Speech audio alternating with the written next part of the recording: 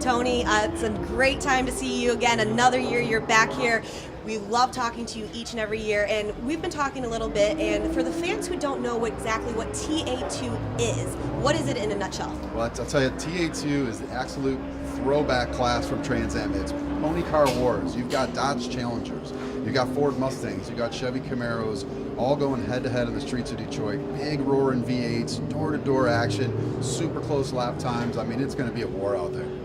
When you're talking about this, pony to pony, the big three, we're in Detroit, big three. Take aside that you're a driver in the series. Take aside all that. If you want a leisure car, what big three car from any year, any decade would be your dream car? Oh, you got to go old school Mustang. You got to go old 60s, 65, 67 Mustang. I mean, it's absolutely the classics. And when you hear those things fire up, they sound a whole heck of a lot like a TA2 car. So it gets me excited every time.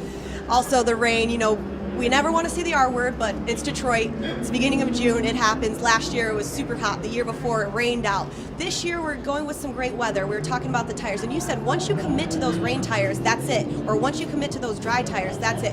What kind of decision goes into your mind being like, hey, we want the dry tires or we want the wet tires? Yeah, it's tough. The Mike Cope racing team's watching the radar. They're looking to see, is it a big storm coming? Do they think the track is actually going to get full wet? If not, you got to stay with the slicks. I mean, otherwise you burn up the rain tires too fast, and that'll be a slow lap time for you.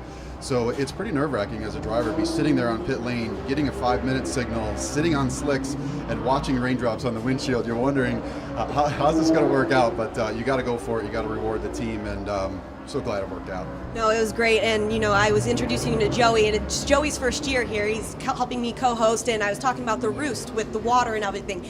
Obviously, you want that front position, which you have, but how difficult is it to drive on a street course with so much roost?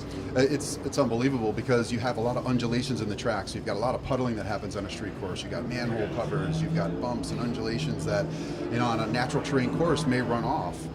And so if it rains pretty heavily on Saturday or Sunday, the fans are in for one heck of a show. And I also have been hearing that there have been a few squirrels out there and some geese out there. Last year at the finish line, there was actually a frog. So what happens if something jumps in like that? I'm just going to keep going. That's all I'm saying. I'm sorry for all the animal lovers out there, but I got a job to do for the team, and hope it's not going to do too much damage, but it's not going to work out well for the animal, I'll tell you that.